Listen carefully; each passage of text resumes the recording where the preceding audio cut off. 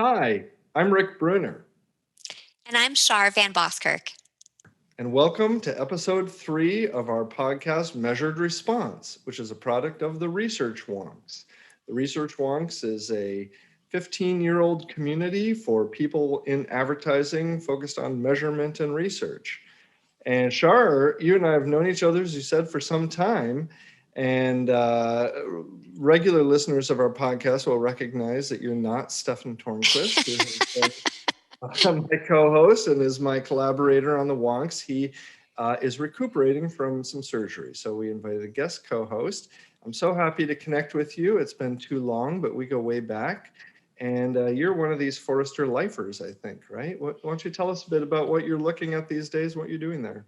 Well, it's hard to admit that it has been so many years at Forrester and so many years since we were getting to know each other in the early days of display advertising. But I really appreciate the chance to join. This has been a fun reason to reconnect and also learn some stuff. So thank you for inviting me to co-host in Stefan's absence. So as I mentioned, I am part of Forrester's Chief Marketing Officer team, and we are a team that is looking at how marketing can and should evolve. So I've been at Forrester for a number of years, working in a lot of our different practice areas. I sort of grew up studying digital marketing, digital advertising, and email marketing. Then did a lot of research around customer insights, marketing organization, budgeting, planning, and I still do a lot of Forrester's forecasts. So when you see numbers floating around about how marketers will be investing in different types of digital media, that's usually my handiwork. And so this is a very related topic to the kind of research that I'm doing. Of course, we've all watched circumstances change over the course of the last 18 months. And so a lot of my reforecasting of media spend led to some of the questions that we're going to talk about in our discussion today. That's great. And we have two other terrific guests joining us in a second. We have Brian Wieser, well known to many as prognosticator of industry trends.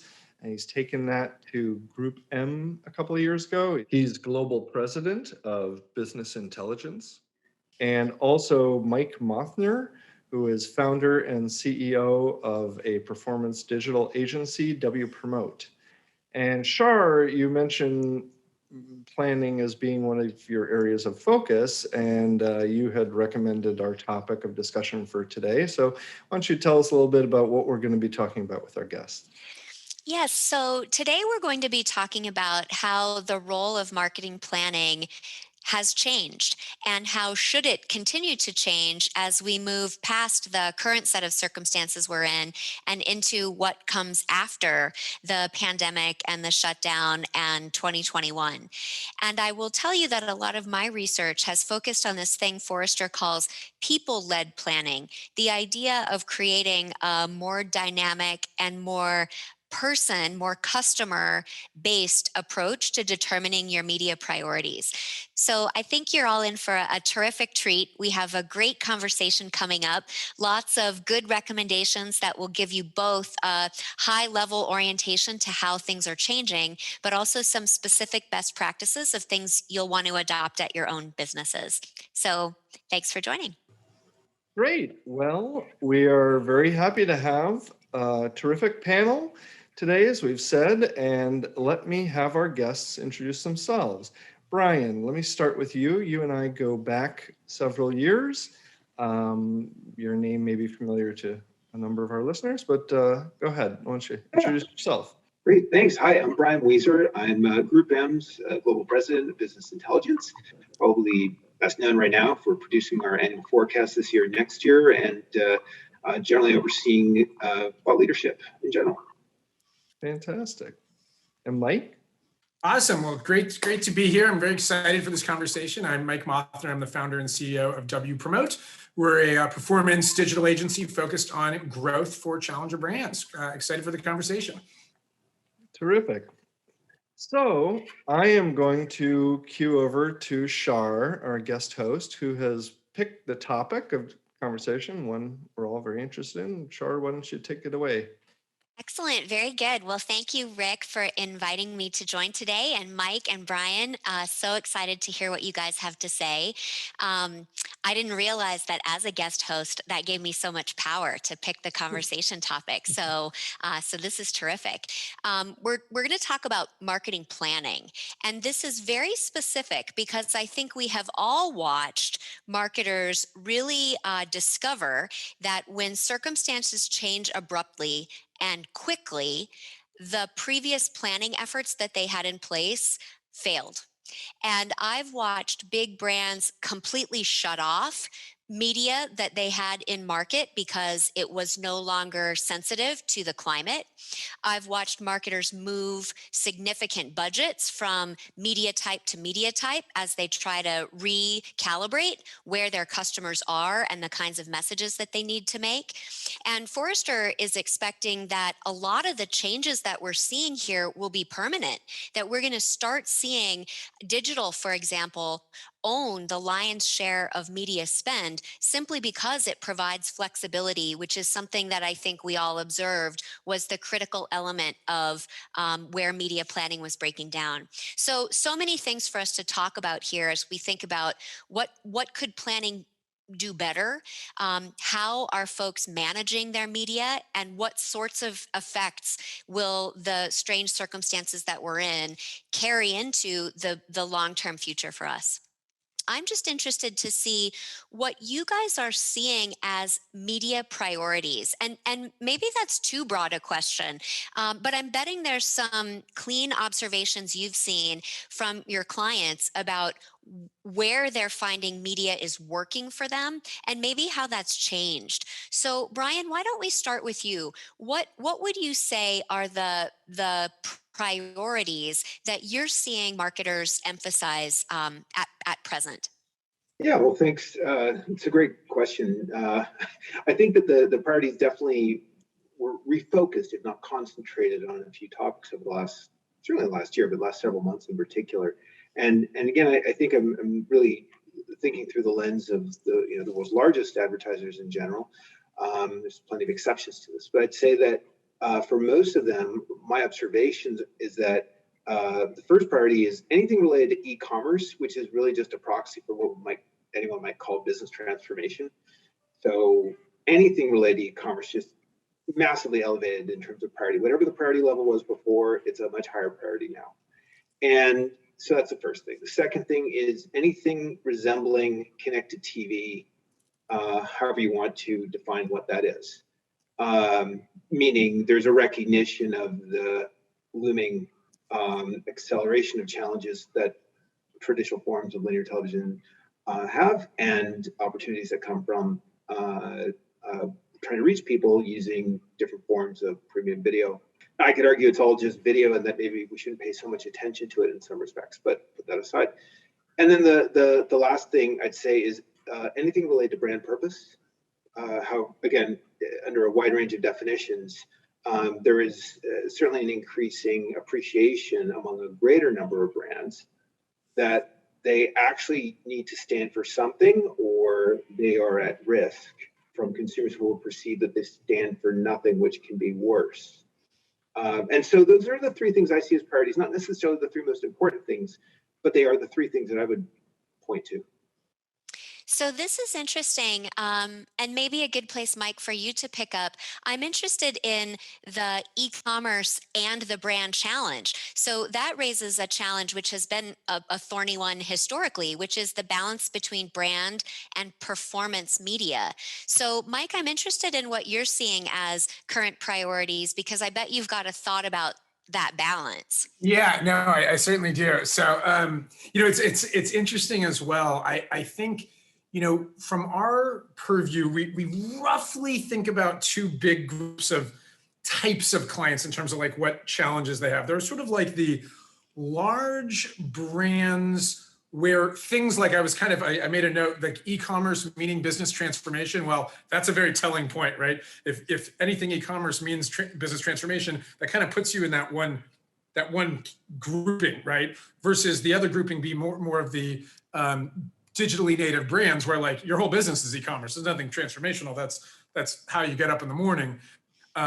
And we have insight into both. So I think it's really interesting. I think the couple of major, it's hard to get it down to three, but if I force it to get down to sort of three pieces, the first is definitely, and this is kind of hit on, this breaking down of this division between like, oh, these efforts or media dollars are these go to brand, and then these go to driving transactions or direct response or e-commerce or whatever. And it was interesting. I think it was fascinating to see the optics change about a year ago, when suddenly, for at least a brief period of time, things changed super dramatically, right? So I'll give more detail, and I'll censor the name, but picture a very large manufacturer of like appliances, home goods, that sort of thing, that has sold for many decades through the retail channel. That's 99.99% of their sales. Suddenly overnight, retail shuts down all the way. And so very briefly, e-commerce goes from 0.001% to like 100. And of course, like things have found their way back to more of a steady state. But I think the visibility and optics on, oh, wow, this is what the future is going to look like. And we got this really quick preview of what we think what felt like 10 years away. We got this quick preview is going to be, this is what the world is going to look like, let's start thinking about what the world is going to look like faster. So this acceleration of years worth of progress, of maybe e-commerce getting bigger and bigger chunks of the the total media pie. I think we probably saw 3 years worth of progress in 3 months, in a sense, if that's what you count as progress. So I think that piece is number one. The second, which is really interesting, is really a look at retention and engagement, right? There's a lot of brands, whether they're existing brands that suddenly were acquiring customers through a direct-to-consumer channel, or they were just, more just newer brands that they saw big brands turn off, and suddenly this was this opportunity. There's these amazing stats, like 45% of consumers tried a new brand they had never tried before during sort of the pandemic limited commerce ability and retail abilities, and many of those are going to keep buying. So it's like this amazing opportunity for brands to get into new hands. So the thinking around, well, how do I keep them coming back, right? This idea of marketing ending at the first transaction, which we've all talked about for many years, this idea became much more top of mind. And I think the third piece, and I'll probably hit this a handful of times, is fluidity, right? The ability to make changes, whether it's budgeting changes. I see this is working, let's do more of it. This is not working, let's do less of it. Like this idea of compressing an annual budget to a quarterly, to a monthly. And there was a period for many brands, like, again, about a year ago, where there were daily scrums. Like that was kind of exciting to at least see big brands even experience something that might have daily changes. Now that's a little bit too compressed for, to realistically live on, but it was like, oh, wow, this is really exciting in a sense. And I think this idea that we can look at data on a quicker cadence and make changes more expeditiously, I think the light bulb turned on. This is the way it should work, right? And so I think that fluidity and that ability to look at data and make optimization changes on a quicker cadence than many organizations were accustomed to is really, really powerful. And we're spending a lot of time in 2021 trying to say, okay, let's create a framework so that we can look at things at a quicker cadence, so that we may not go back to making daily wild changes. That's a little bit whiplashy, but certainly we can do a lot better than an annual or even quarterly budgeting process if we see things that move at a much rapid cadence. Well, if I may say though, I don't know that for every brand that's necessarily appropriate. I mean, the problem is there's too much short-term thinking in too many brands, and while it might be useful or interesting for a larger brand to monitor it, if the goal is about making sure that 5 years and 10 years from now your $1 billion or $5 billion brand is 2x the size, too much focus on the short term it's like how many brands have you come across where every individual campaign has a high ROI and yet their business is declining? Mm-hmm. Right? We all know that's possible to construct. And that's a consequence, I think, of too much short-termism, which we did see. Absolutely saw a lot of in the second quarter last year in particular. Well, that's a really interesting point, Brian, for something I wanted to get into this. I mean, Shar, from your lead in, you just described that a lot of these changes and maybe in favor of digital have been driven by flexibility. And Mike, you just kind of echoed some of that in terms of, the fluidity but I wonder if that's the right mechanism to be really directing this kind of spending. I had seen SMI data, our sponsor, we're going to hear from in a minute, of there is shifts of money coming out of television. It's been happening obviously for a couple of decades, but it's happening. It happened really fast, in the last 12 months or 18 months even, but especially in the pandemic period. And, isn't TV great still at building branding, don't we think? And are we doing this because of metrics that can be captured in attribution systems and so forth? And that, is it possible, I'm suggesting, that part of what's driving this is just kind of ease of mechanics of the spending the money faster and not necessarily driven by, and this is happening at the same time. I mean, if we're going to say it's because of measurability, God forbid we still say that in the digital space.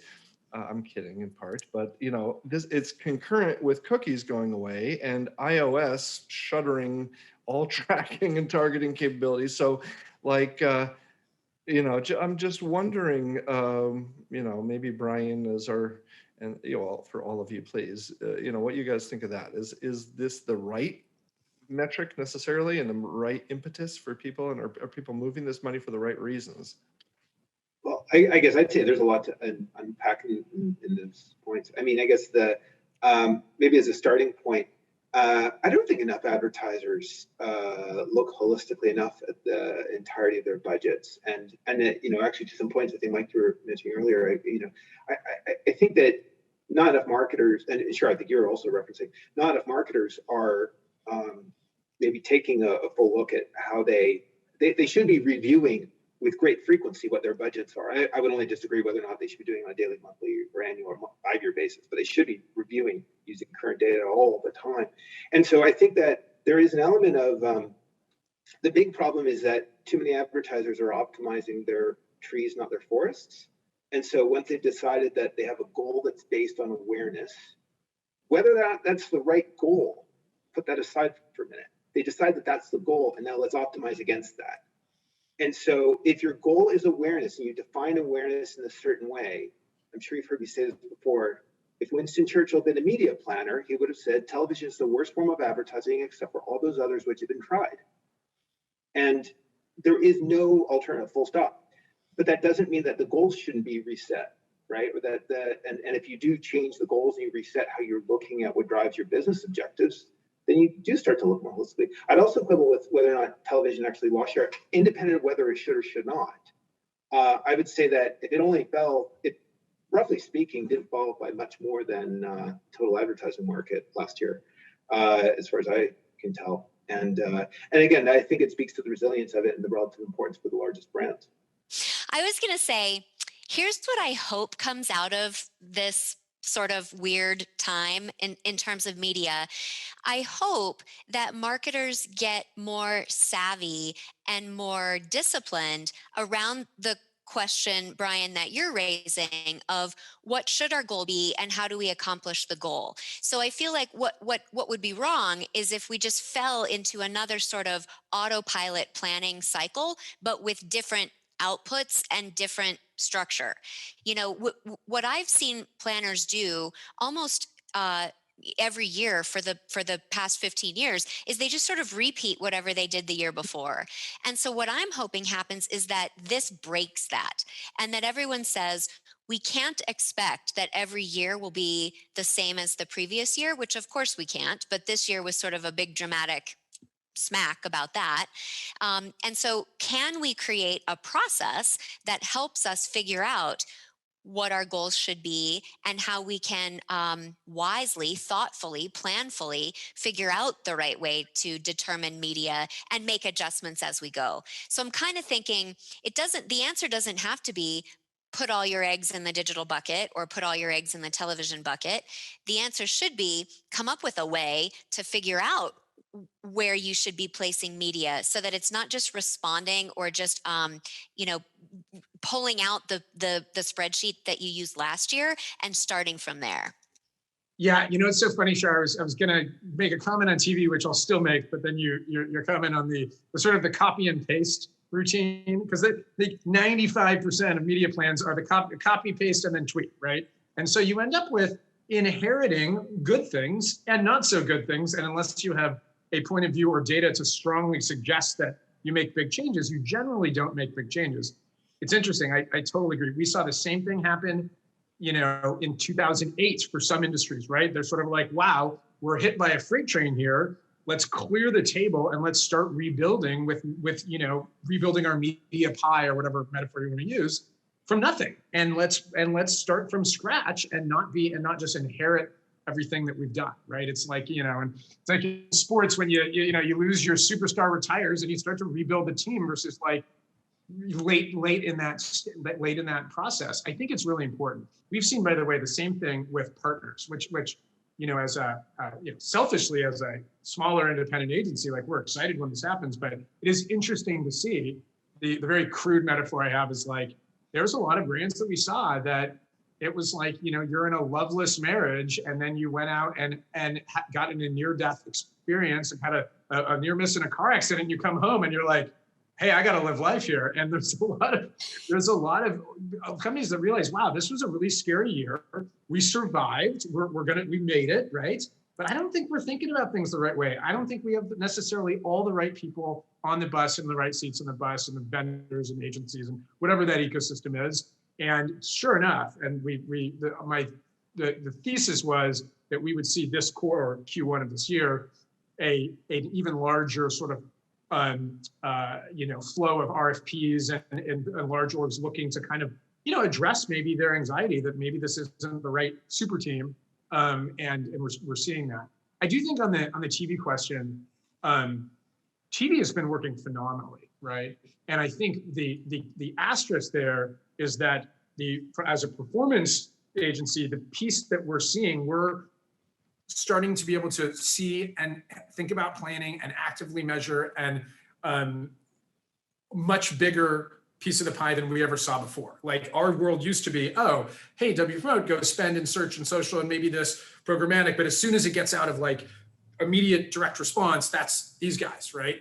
And what we've seen is where that break point is shifting in a way that allows us to, we think, bring a lot of value to actually showing, look, TV is crushing it, but it's crushing it in the form that it is driving brand search. It is driving transactions that are happening through social. It is driving, like once we sort of connect the pieces here, we're actually coming back and saying the efficacy of TV might be better than you even thought, but we weren't measuring it. We sort of put it in this bucket of, well, we can do some lift things and we can kind of measure here and there, but not really. So we're not really going to try because we don't want it to look bad, just to kind of crudely say that. We're more often than not, I think, illustrating that it can be a really powerful component. And by the way, we found in some areas still a pretty big buying opportunity. There's a lot of dollars in individual pockets of industries that have pulled back that have not yet come back. And so we're seeing, more of what we'll call, in our world, we call challenger brands, but it could be whatever name you want to apply, re-entering markets with more aggressive advertising, sort of kind of, pandemic receding, et cetera. And actually finding that they're in a less competitive marketplace than they were before a year ago. So I think there's a buying opportunity, customer acquisition opportunity in there. That's great. I'd like to use this moment to invite the comment from our sponsor. So Ben Tata is president of Standard Media Index, SMI, and he has a question that I think will fit right into our conversation. Hi, Ben Tata, president of SMI. First, I'd like to thank Rick and Shar for the opportunity to present a question to the panelists. My question relates to the international aspects of planning. And obviously, it's challenging enough to move to a more data-driven dynamic planning mode in a single market. given the global scope of responsibilities that you all have, I'm curious to know what unique challenges that you have in dynamic planning across multiple markets, and whether or not there are specific tools or data sets that provide you with a more unified view across all markets. Thank you.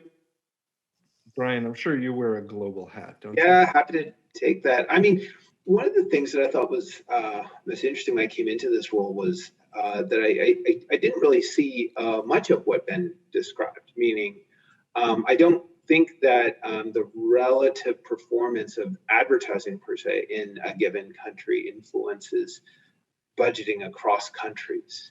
I do, at least again, for larger brands that we tend to work with. I think it is safe to say that the relative business performance across either countries or regions tends to impact what the media budget allocation will be in that sense. So, but it starts with the business and then goes to the media. With that said, I think there's opportunity to look more at the relative performance of an advertising market and let that influence on the margins, relative allocations of budgets across countries. So for example, if you know that in a normal year, say if the UK was going to have a really strong media market, but a terrible economy, and you knew France was going to have a terrible ad market and a great economy, all else equal, you want more money in France than in England or in the UK. I don't think that's not a variable that I've come across as something that people use, but it feels like something that could be used. In general, I think the way business plans work for larger brands is it starts with the business, and there might be a global rule of thumb, like X% of total revenue gets allocated to advertising, X% of revenue to advertising, and then that rule of thumb gets applied to the individual markets. But I don't really see a lot of the cross-border fluidity, at least again among larger brands. Yeah, it's such a good question. To the second part, there's not some universal data set that we use on a routine basis. So like that certainly is an interesting prospect, but if it exists, I haven't seen it. I think the data we're looking at is, and Brian kind of hit this, the ad market, competitiveness, competitive marketplace, et cetera, the robustness of the economy and the actual results we're seeing. But you know what, I gotta say, it is, especially in April 2021, the individual regions and countries, markets are just in wildly different states right now. I mean, wildly. And so it's, it would be great if that lent itself to this global fluidity where, we're like, oh, France is now in a third wave lockdown. Let's, be robustly moving, but that would be a brilliant thing to do. We have not been able to navigate that. That's generally, I haven't seen that. Maybe they might say, okay, well, there's fewer people that are doing these activities, and so let's spend fewer dollars, but it's not then reallocating to an area that might be surging in a way that would be exciting and sort of like makes sense on paper.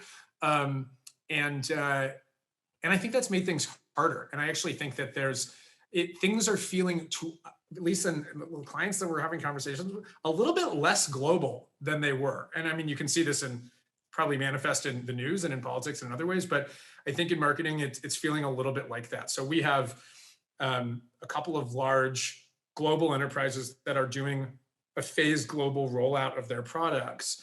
And they are really, it was surprising how discrete those efforts were. Separate budgets, separate teams, separate RFPs, so to a surprising point. I don't know if that's the right answer, but we have, but it was interesting to sort of see that. So it's a really good question. If our sponsor has an answer for this, I'd love to actually follow up on this, but it is an interesting area of conversation. I should throw out another reason to maybe justifies the status quo, which is to say, the status quo being that budgets tend to get set at the individual country level. And that is to say, in a category where you budget on the basis of share of voice, first of all, and or advertising is a function of avoidance of loss rather than pursuit of gain, that in the dynamics inside of a country matter far more than global activity does. In other words, if you are in a duopolistic position inside of a market, you can anticipate what your competitor does. your total advertising is going to be driven by that nature, what your competitor does. And is that competitor a single country player or a global player? In another country, you may have 3 or 4 competitors, a much more hyper-competitive market, harder to anticipate what the competitor does. If you're the incumbent, the dominant player, again, avoidance of loss is going to motivate your budgeting more than anything else. And if you've got a competitor that's just kind of massively changing their spending, you're going to react to that. I would say that that is the reality of the way the world tends to work, not the way it should, not the way a marketer should operate. I would start by saying every marketer should start by ignoring what their competitors are doing. And from a complete blank slate, figure out what they need for their business. And then that will manifest itself in some sort of advertising budget. But I don't think that's not realistically the way that most marketers are organized to operate. So I'm wondering about some how-tos, and I think data is a good place to initiate. Sort of what data should you be using, and are there examples that maybe didn't exist pre-pandemic that now are available? And I'll tell you how I was getting to this question. So we're talking about global, and I think Brian and Mike, you both made the point that the local insight matters. And I think we're watching that happen in the U.S. too. That the more local you can get, the more you can understand that the way households are being affected by this set of circumstances is very different from even their neighbors. So they might be in the same DMA, but their specific context is very different, and a marketer might need to understand that. So that's the backstory to my question, which is, how can a marketer better understand maybe some of those regional or household differences? Are there data providers that you've seen, or maybe examples of feeds that can come at a different pace than perhaps a marketer had relied on in the past? And if you've got other how-tos outside of data, that's kind of interesting too. Like, how can a marketer get more flexible while still being wise about the long-term play? It's such a good question. I think, interestingly, the key to amazing targeting and audience understanding and results has been, is, and now even more importantly will be all about first-party data. Understanding, and especially with the deprecation of cookies and the changes, the iOS changes that are like happening like as we speak, and the ability, lots of pretty tried and true ways that organizations have acquired customers, they're changing. They may not go like entirely, but we're seeing things that have worked will not continue to work, at least in the way that they have. First party data, understanding your audience, is far and away the most powerful tool that we know of to at least attempt to overcome that, right? So the example, and to take your example of your household versus perhaps even your neighbor's household, that would be undifferentiatable by your DMA or your zip code or the other ways that you might try to subdivide.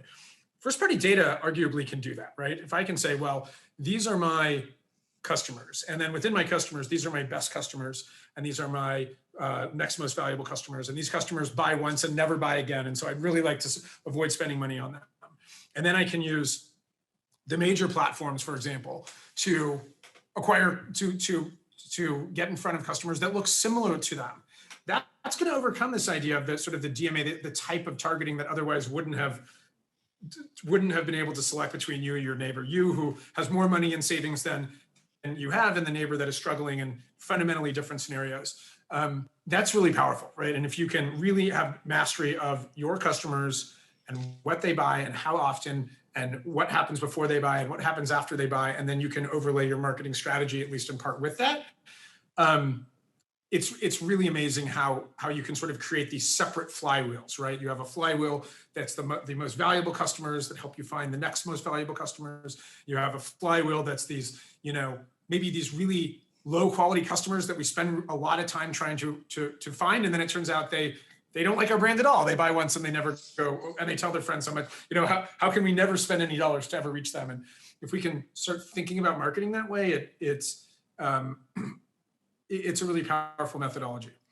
Yeah, I mean, uplift modeling, I don't know if that resonates with you, but that's a term that describes targeting the ones who can be persuaded, not targeting the ones who are going to buy anyway, not targeting the ones who are definitely not going to buy, and avoiding the ones who get annoyed by advertising, which, a scenario I think of that maybe like insurance, when why remind them to even think about who their insurance coverage is, that may just invite them to shop, shop around.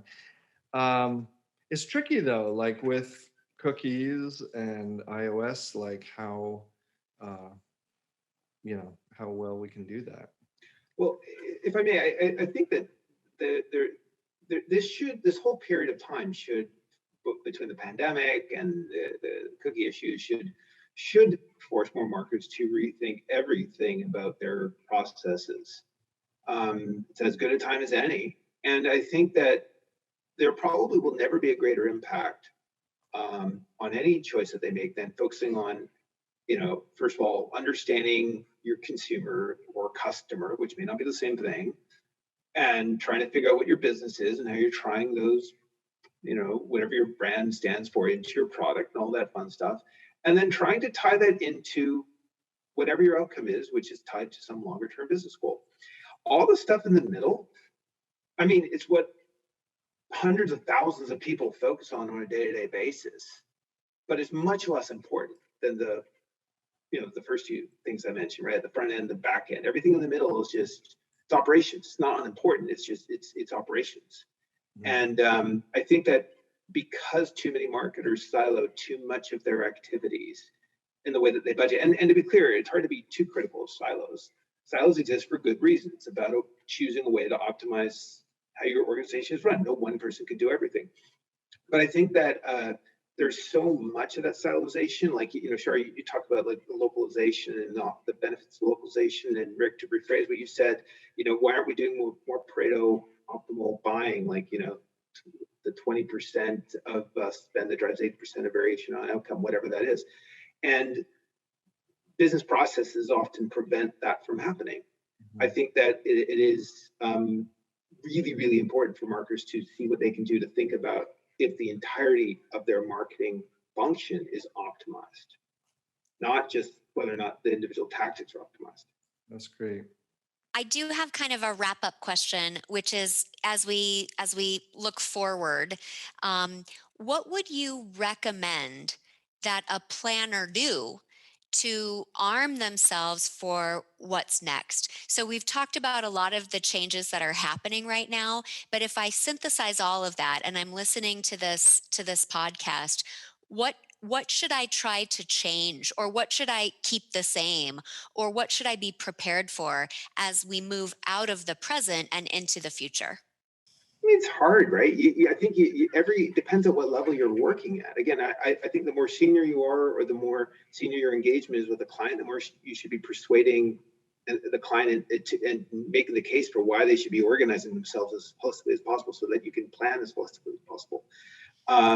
And I think that the more junior, or the more tactical your interaction is, or your responsibility is, again, you can try to put these principles into place, but you still got to persuade the client as to how they should think about things. That to me feels like the biggest challenge, because far too often, I mean, I don't know, we probably see it through a different lens than other agencies do, or than does not focus on the super large brands. But I get a sense that in some cases, the goals are set for the planners, right? Not the other way around. And I think that's just a function of, Shar, as you talked about, like sometimes it's like the goal that was set last year, and just, keeping with that goal. So that becomes a real challenge. I think that the focus of the planner should be on finding ways to continually persuade anyone you're interacting with to engage and interact with as many different functions of marketing as possible. I like that. I like that too. I'm going to cheat and have two answers, but in my head, they're related. So the first is, I really do love the concept of at least go through the exercise of thinking about your marketing from a blank slate. What are your goals? What are you trying to accomplish? And now let's kind of look at what we have at our disposal, channels to advertising, et cetera, and fill it up, versus it's already full, it's already decided, and then you're kind of left it feels like I can only tweak and optimize and trim and prune, and that's might not give you the latitude to make the changes.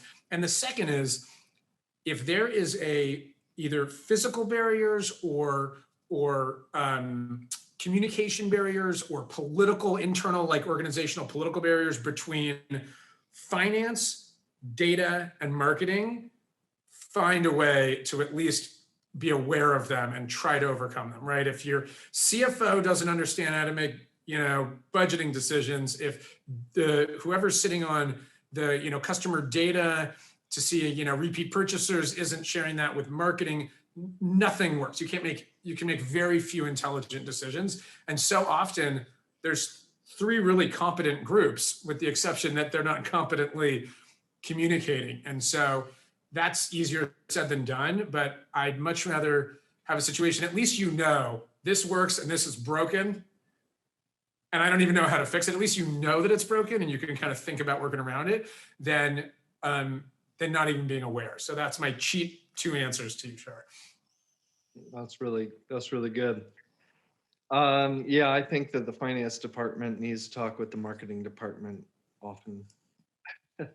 Excellent. Well, I really appreciate all of your participating. This has been another great conversation. And Shar, thanks so much for sitting in the co-host seat.